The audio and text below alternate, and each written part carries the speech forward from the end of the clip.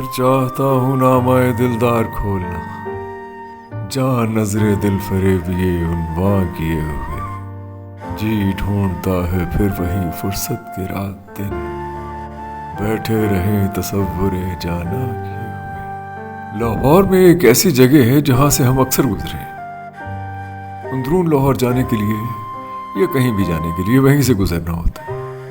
یہ جگہ ہے لارنس گارڈنز۔ لارنس گارڈنز کو تو ہم ایک ویڈیو میں تفصیل سے دکھا بھی چکے ہیں،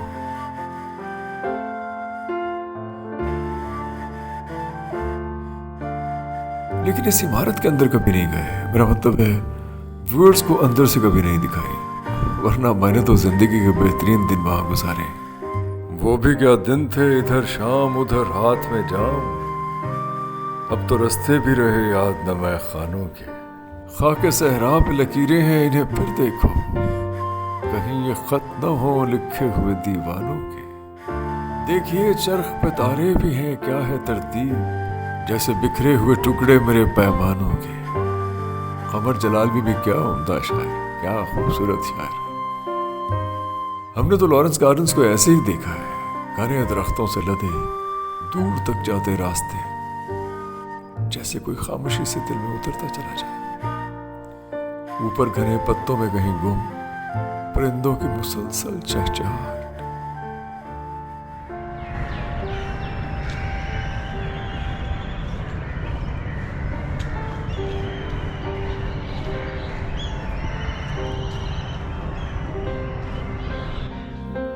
فضا کے دل فریب سکوت سے رگو پے میں سرایت کرتا آوازوں کا ایک خوشگوار ہنگام، جیسے سرد موسم میں مہرباں ہاتھوں کی حدت کا احساس۔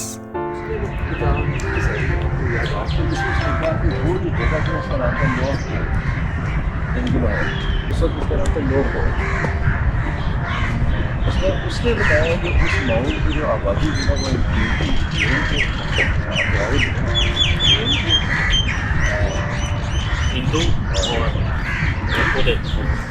میں رشید الحسن کے ساتھ ایک ناول کا آئیڈیا ڈسکس کر رہا ہوں، قدیم دور کی ایک کہانی کا آئیڈیا۔ لارنس گارڈنز میں واک کرتے آپ بجائے خود ایک محشر خیال بن جاتے ہیں، فکر دنیا سے دور، ستم ہائے روزگار سے دور، تلخی کام و دہن کی آزمائش سے دور، برگ و بار کے موسم میں خواب و خیال کی ایک جادوئی دنیا میں کہیں گم۔ حسن و جمال کا ایک طلسم ہوش ربا ہے، ہر گاؤں میں ایک نشہ ہے، ہر قدم ایک سرخوشی۔ انہی درختوں کے بیچ کہیں بیٹھے ہوئے میں نے فیض صاحب کی موضوع سخن پڑھی تھی۔ کیا نظم ہے، سینسوسنس کا ایک والہانہ اظہار ہے، والہانہ تو نہیں، دبا دبا سا، لیکن اس دبے اظہار میں ایک والہانہ پن ہے، ایک جمالیاتی حسن ہے، خواہش کی ایک انگڑائی ہے جو ٹوٹنا چاہتی ہے، محبت کا ایک طوفان ہے جو برسنا چاہتا ہے، خود سپردگی کی ایک آرزو ہے جو قرار پانے کو بےتاب ہے۔ پہلی بار جب میں نے وہ نظم پڑھی موضوع سخن، تو کچھ ایسے ہی احساسات تھے میرے۔ گل ہوئی جاتی ہے افسردہ سلگتی ہوئی شام، دھل کے نکلے گی ابھی چشمہ ماہتاب سے رات، اور مشتاق نگاہوں کی سنی جائے گی، اور ان ہاتھوں سے مس ہوں گے ترسے ہوئے ہاتھ، ان کا آنچل ہے کہ رخسار کے پیرہن ہے، کچھ تو ہے جس سے ہوئی جاتی ہے چلمن رنگی، جانے اس زلف کی موہوم گھنی چھاؤں میں ٹمٹماتا ہے وہ آویزہ بھی تک کہ نہیں۔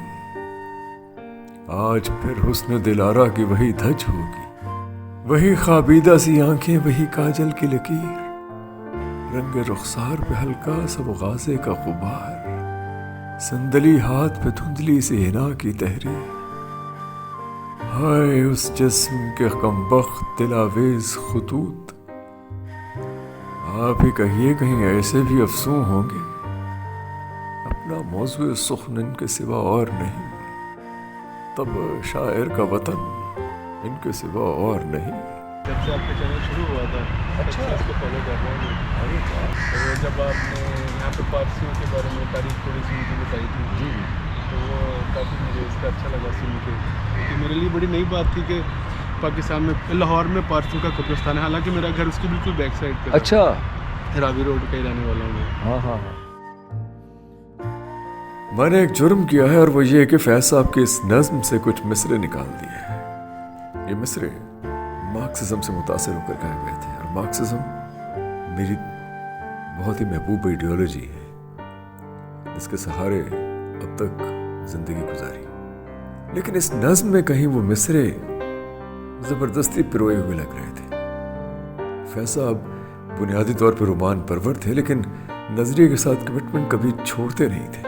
लौट जाती है उधर को भी नजर क्या कीजिए, अब भी दिल का शतरा हुस्न मगर क्या कीजिए, और भी दुख है जमाने में मोहब्बत के सिवा, राहतें और भी हैं वसल की राहत के सिवा। मुझे माफ कीजिएगा, मैंने फैज साहब के कुछ मिसरे मौजूद सुखन से निकाल दिए, और ज्यादा बड़ा जुर्म ये किया कि ये कह रहा हूं कि वो मिसरे फिट इन नहीं हो रहे थे। मुझ समेत लाहौर के रहने वालों ने लॉरेंस गार्डन्स में हर मौसम देखा है। हिज्र का तपते हुए दिन भी जब फुगा भूल गई, तन्हाई के वो आलम भी जब दिलेजार ने ढूंढी पनाहें, नाकामियों की सूरत तो खुदार का मौसम, इस बाग के फूलों को गमगुसार भी देखा और शाना भी। इन भरे पेड़ों की रगों में अलम रसीदों के आंसू भी हैं, और फूलों की कोंपलों में जमा कहकहे भी। इसकी मिट्टी में शीरीं बोसों की हलावत भी है, और दोस्ती की ताजगी भी। जिमखाना क्रिकेट ग्राउंड के पास कोई सीक्वेंस शूट किया जा रहा है चंद नाज़नीनों के साथ। नाज़नीन एक ऐसा लफ्ज़ है जिसे बहुत एहतियात से बरतना पड़ता है। उर्दू ज़बान में दरक ना रखने वाली ख़ातीन के सामने ये लफ्ज़ बोलने से इज्तनाब भी बेहतर है। नाज़नी, नाज़ी, नज़ा, नियाज़ी, सब कुछ गलत गलत हो सकता है। जिमखाना में टेस्ट मैच भी खेला गया है। मैंने Hansie Cronje, Malcolm Marshall, Vivian Richards, Dilip Vengsarkar, Ravi Shastri, Kapil Dev, Imran Khan समेत बहुत बड़े बड़े क्रिकेटर्स को यहाँ प्रैक्टिस करते देखा। ये वो वक्त था जब पाकिस्तान में सिक्योरिटी के मसाइल नहीं हुआ करते थे।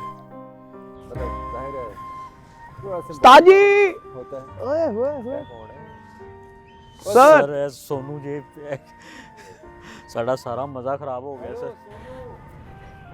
कहाँ चल दिए, इधर तो आओ, मेरे दिल को ना ठुकराओ भोले सनम। अब अस्सलाम वालेकुम सर, कैसे हैं? जनाबे अली सानू ते कोई काम नहीं, तुसी कोई काम लभ लो। मेरी हले हले जुबान टुकी गई है। वो काम कर ए टुकन तो बाद भी ਤੁਹਾਡਾ ਇਹ ਹਾਲ ਹੈ। ओहो, और उस्ताद जी किधर फिर रहे हैं आप आज? यार ठंड नु ठंड मारन लगे, सर्दी बड़ी है, ऐसे सोचा है वॉक करके ते कला कमा कर दी ठंड का। ਤੁਸੀਂ ਦੱਸੋ। मैं सर वॉक करन आया सा ਤੇ ਇੱਥੇ ਬੈਠੇ ਹੋਇਆ ਸਾਂ, ਥੱਕ ਕੇ ਮੁੰਡਿਆਂ ਨੂੰ ਵੇਖ ਰਿਹਾ ਸਾਂ ਨੈਟ ਪ੍ਰੈਕਟਿਸ ਕਰਦੇ। ਵॉक ਕਰੀ ਜਾ ਰਹੇ ਹੋ, ਕੋਈ ਫਰਕ ਨਹੀਂ ਪੈ ਰਿਹਾ। ਖੈਰ ਉਸਤਾਦ ਜੀ ਇਹ ਵੀ ਹੁਨਰ ਹੁੰਦਾ ਹੈ, ਚੱਲਣਾ ਵੀ ਔਰ ਪਤਾ ਵੀ ਨਹੀਂ ਚੱਲਣਾ। ਖਾਬ 'ਚ ਵਾਕ ਹੁੰਦਾ ਸਰ ਉਹ ਸਾਹਮਣੇ ਬੈਂਚ ਤੇ ਬੈਠਾ ਸੀ ਨਾ, ਬੈਂਚ ਦੇ ਉੱਤੇ ਬੈ ਕੇ ਵਾਕ ਕਰ ਰਿਹਾ ਸੀ। नहीं कहीं से आया ही होगा ना वॉक कर। ए भाई ने वैसे सही पहचाने हैं। आजकल की जनरेशन में इतनी टेंशनें हैं, बैठा कहीं पे भी हो लेकिन दिमाग उसका गर्दिश में रहता वाह, गर्दिश में हूँ, आसमान का तारा हूँ। है, रहा गर्दिशों में हरदम। लेकिन आज ऐसी रफी साहब ने सुनना ਉਹ ਗਾਉਂਦਾ ਹੀ ਰਫੀ ਸਾਹਿਬ ਨੇ ਬੈਰਲ। सर जी रफी साहब ऐसी वजह नाल गए सन पाकिस्तानों, तुसी सुनना ही नहीं चाहते। ਵੈਸੇ ਪਾਕਿਸਤਾਨ ਬਣਨ ਤੋਂ ਪਹਿਲੇ ਚਲੇ ਗਏ ਸੀ। ਖੁਦਾ ਦਾ ਖੌਫ ਕਰੋ, ਸਾਡੇ ਤੇ ਨਾ बाद च फेरते हैं सन। ਬਾਅਦ ਚ ਵਾਪਸ ਮਿਲਣ ਆਏ ਤਾਂ ਸਾਡੇ ਪਾਸੇ ਥੋੜੀ ਆਏ ਸਨ।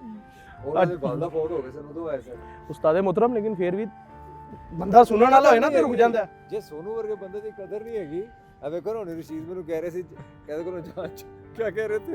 मैं पहले क्या मेरे भी दंदा थले जुबान नहीं हैगी। ये किसी ना किसी ने।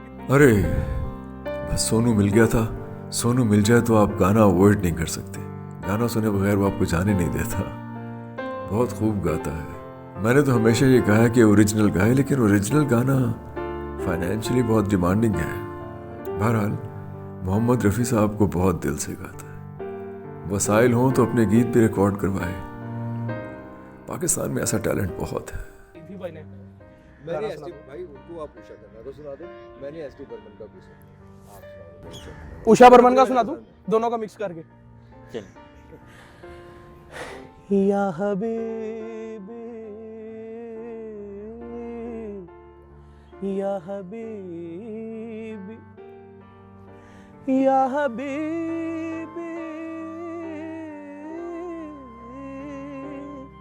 یا حبیبی، میں نے رکھا ہے محبت اپنے افسانے کا نام، میں نے رکھا ہے محبت، تم بھی کچھ اچھا سا رکھ دو اپنے دیوانے کا نام، تم بھی کچھ اچھا سا رکھ دو اپنے دیوانے کا نام، میں نے رکھا ہے، تم نے مجھے دیکھا ہو کر بے قرار، رک گئی یہ زمین تھم گیا آسمان، جانے من جانے جا تم نے مجھے، میں نے شاید تمہیں پہلے بھی کہیں دیکھا ہے، میں نے شاید تمہیں پہلے بھی کہیں دیکھا ہے، میں نے شاید تمہیں اجنبی سی ہو مگر غیر نہیں لگتی ہو، وہم سے بھی جو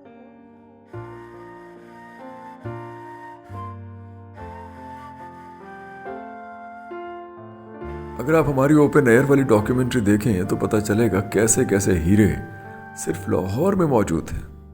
جب یہ نیئر صاحب والا ویلاگ پبلش ہوا تو کسی نے کہا نیئر صاحب زندہ ہوتے تو ان لوگوں سے ملنے لاہور آ جاتے ہیں۔ ویسے تو نیئر صاحب سامان باندھ کر بیٹھے رہتے تھے اور پھر کھول دیتے، کیونکہ انہیں یقین تھا جس دن لاہور واپس گئے شدت جذبات سے مر جائیں گے۔ قائد اعظم لائبریری کے باہر ایک خان صاحب قہوہ پلا رہے ہیں۔ پشاور کا قہوہ لاہور میں نہ پینا کفران نعمت ہوگا۔ سر آپ گئے میں؟ ہاں ہاں، پٹا گرام سے گزر کے ادھر دیر سائڈ پہ جاتے ہیں نا، پھر آگے چترال سوات، پٹا گرام بیچ میں آتا ہے۔ سر آپ لے لو۔ نہیں سر آپ لے۔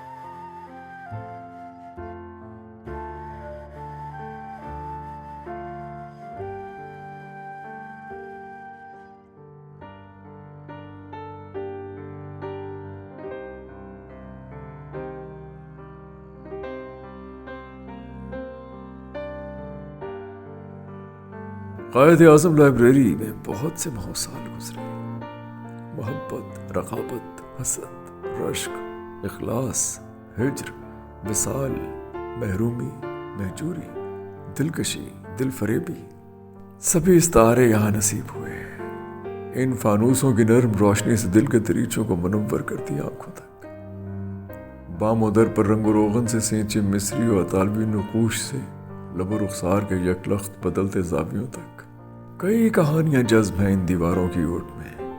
اب جو چلتا جاتا ہوں تو گردے ایام کی تحریر کو دھونے کے لیے کئی پلکیں گویا ہونے کو مچلتی، شرارتاً شائستگی سے جھٹکتا ہوں، کسی سے کہتا ہوں تو نے دیکھی ہے وہ پیشانی، وہ رخسار، وہ ہونٹ، زندگی جن کے تصور میں لٹا دی ہم نے، تجھ پہ اٹھی ہیں وہ کھوئی ہوئی ساحر آنکھیں، تجھ کو معلوم ہے کیوں عمر گنوا دی۔ اس بلڈنگ کے بارے میں ہم پہلے بتا چکے ہیں کہ جم خانہ بھی رہا، ڈانسنگ ہال بھی۔ فیض صاحب نے اسے کلچرل سینٹر بنانے کا مشورہ دیا تھا، بعد میں لائبریری بنا دی گئی۔ اب 2 بڑے ہالز کا بیسمنٹ میں اضافہ کر دیا گیا ہے، جس سے 3 لاکھ کتب رکھنے کی گنجائش بن گئی۔ 20ویں صدی کے آخری سالوں تک ہم یہاں آتے رہے۔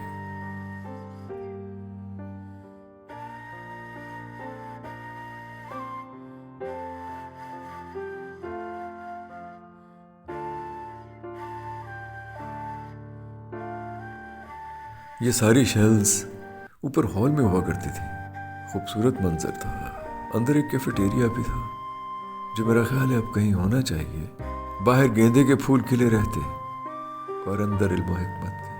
1886 में तामीर हुई थी ये लाइब्रेरी।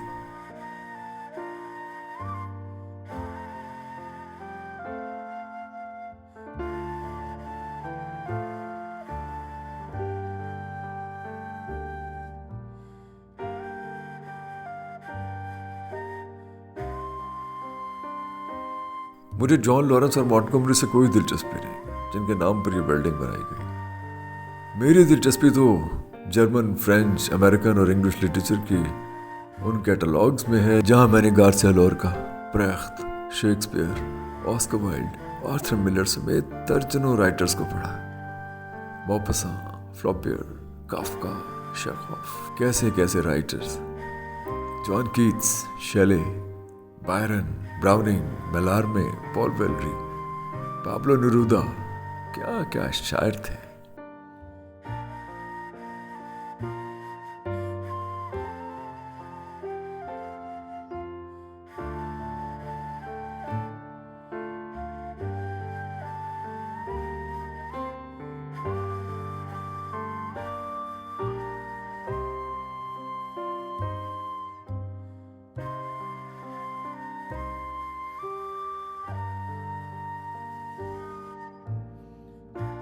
फ्रांज काफ्का का नॉवेल द ट्रायल, जिसमें जोसेफ के पर कोई इल्ज़ाम है जिसका इसे इल्म नहीं, कामकाज छोड़ पुलिस, एजेंसीज, कोर्ट्स के ना समझ में आने वाले निज़ाम की बल्ली चढ़ जाता और इतना थक चुका होता है कि इन दो जल्लादों को भी रेजिस्ट नहीं करता जो बगैर इल्ज़ाम लगाए उसे जान से मार रहे होते। क्या बात है काफ्का की। ऐसी सूरत हाल में रखता है कि इंसान इम्कानात के पांव तले चीखता रह जाता है। ऐसी एक कहानी है मेटामॉर्फोसिस।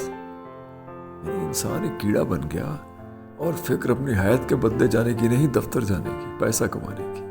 काफ्का तो अपना सारा काम तराजों में बंद करके इस दुनिया से चला गया। वो तो भला हो मैक्स ब्रॉड का उसका दोस्त था जिसने कहानियां छपवाई। उधर स्पेन में गार्सिया लोरका को देखिए, क्या लोग थे। ड्रामानिगार, शायर, डायरेक्टर, एक सोशलिस्ट जो 1936 में जनरल फ्रांसिस फ्रैंको के फाशिस्ट डेथ स्क्वाड के हाथों किसी नामालूम कब्र में उतर गया। और उसका काम देखिए, House of Bernarda Alba, Yerma, Blood Wedding, क्या शानदार ड्रामे तख्लीक। हमारे अहद की कहानियां लगती हैं जिनमें ऑनर किलिंग का जुल्म है, पांचपन पर ताने मिलते हैं, सिनफी इम्तियाज है, रकाबत में जलते आशिक हैं, हसद के मारे रिश्तेदार हैं। गार्सिया की शायरी में मौत भेस बदल बदल कर पीछा करती, रोती, चीखती, सरगोशियां करती, नाचती, गाती मौत। चांद ने एक खंजर हवाओं पर मुंतजिर रख दिया और उसकी धार खून के दर्द के लिए तरसती है। जब मैंने तुम्हें बहुत दूर से देखा, मैंने अपनी आंखों में रेत भर दी, लेकिन जब मैं अपने घोड़े पर सवार हुआ तो वो मुझे सीधा तुम्हारे दरवाजे पर, मौत के दरवाजे पर। जर्मन अदब का दरख्शंदा सितारा है बर्तोल्ट ब्रेख्त, एपिक थिएटर का बानी। एपिक थिएटर ग्रीक थिएटर से अक्सर मुख्तलिफ था, जहाँ एरिस्टोटल थिएट्रिकल परफॉर्मेंस और सामईन के दरमियान एक ऐसी हमआहंगी चाहता है जहाँ सामईन किसी बड़े आदमी मसलन किसी बादशाह या शहजादों के साथ ट्रेजेडी देखकर खौफ महसूस करता है और विक्टिम के लिए रहम के जज्बात और यूं का कथारसिस हो जाता है। लेकिन ब्रेख्त ऑडियंस को किरदारों से कोई जज्बाती ताल्लुक कायम नहीं करने देता। वो उसके पैगाम को समझे, वो ये चाहता है कि उसके पैगाम को समझा जाए जो परफॉर्मेंस से दिया जा रहा है। ब्रेख्त एपिक थिएटर में रोशनी और आवाज़ों का ऐसा बेहंगम इस्तेमाल करता है कि सामईन को झटका लगे और वो ट्रेजेडी में कहीं गुम ना हो जाए। उनके ड्रामे में एक से एक कमाल, The Good Person of Sichuan, Mother Courage and Children, Threepenny Opera. कहीं एक औरत रूप बदल कर अपनी कंपैशनेट नेचर छुपाती है। लोग नरम हो इंसान को नहीं बख्शते, लेकिन सख्त गीर से बिदकते हैं। हालांकि रूप ही बदला है, इंसान नहीं।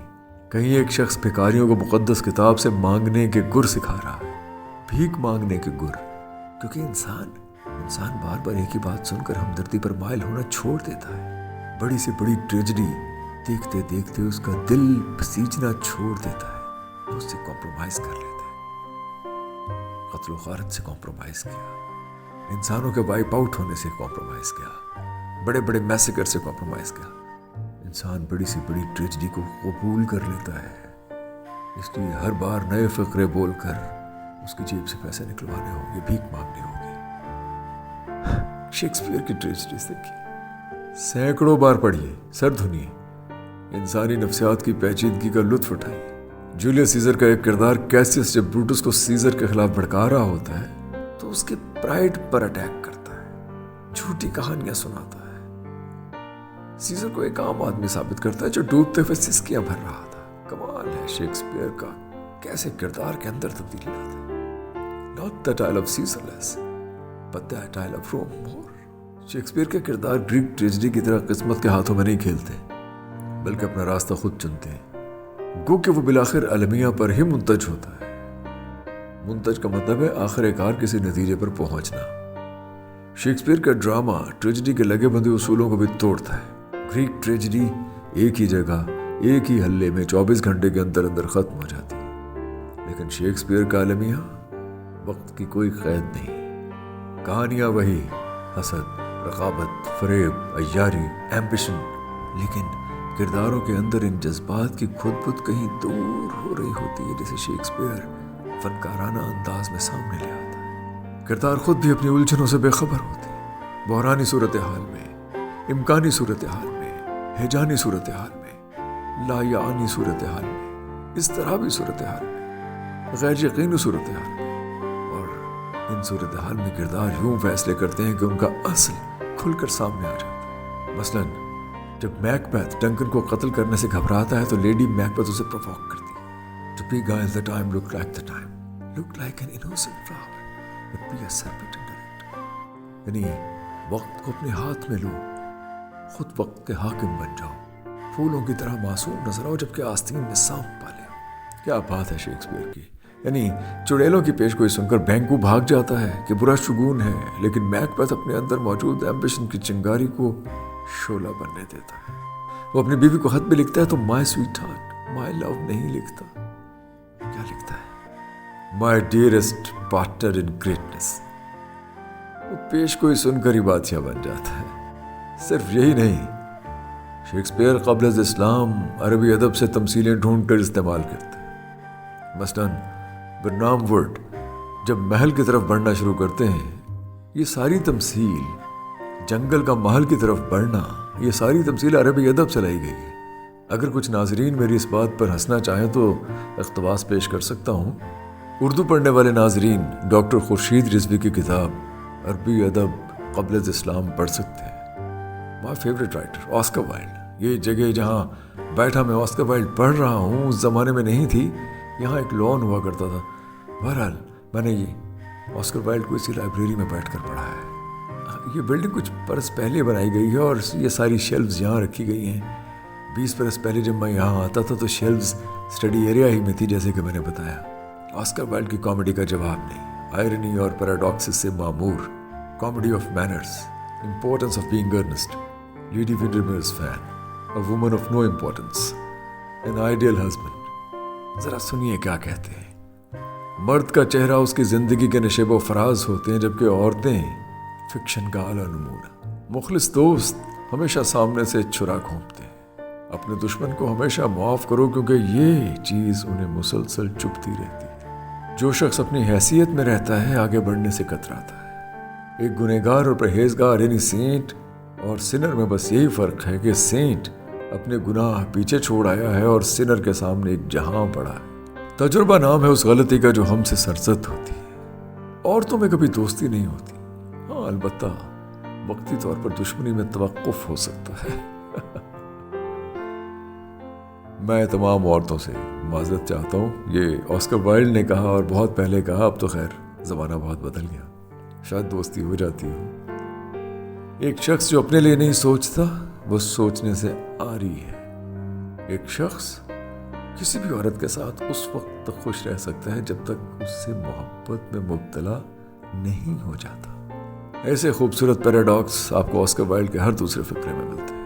आप उनकी कॉमेडी पढ़िए, हर फिक्रे पर सर धुनते रहेंगे। लाइब्रेरी से बाहर निकला हूं तो रात हो चुकी थी। सर्दियों में दिन भी पुख्ता उम्र की मोहब्बतों की तरह ढलते हैं। मुझे माफ़ कीजिए, आज का व्लॉग बहुत अदबी पैराए में चला गया, लेकिन आज नॉस्टैल्जिया हावी रहा मेरे जहन पे भी। लॉरेंस गार्डन में सर्दियों में, बहार में, ख़ज़ां में फिरते हुए आप नॉस्टैल्जिक ना हो तो शायद आप इंसान ही नहीं रहते। मेरे दोस्त मुझसे इत्तेफाक करेंगे, हमारे साथ रहिए, अपनी राय दीजिए, कमेंट कीजिए, ज़रूर बताइए कि क्या मुझे अदबी हवाले देने चाहिए अपने व्लॉग में, क्योंकि मेरा मैदान तो अदब ही है। बहुत से लोग हमारी शायरी, जो कि हमारी नहीं है, बहुत बड़े बड़े शोहरा की शायरी है जिससे हम इस्तिफ़ादा करते हैं, वो लोग उस शायरी को पसंद करते हैं। लेकिन व्यूअर्स हमें बताएं कि क्या हमें कभी कभार कोई व्लॉग अदबी हवाले से करना चाहिए।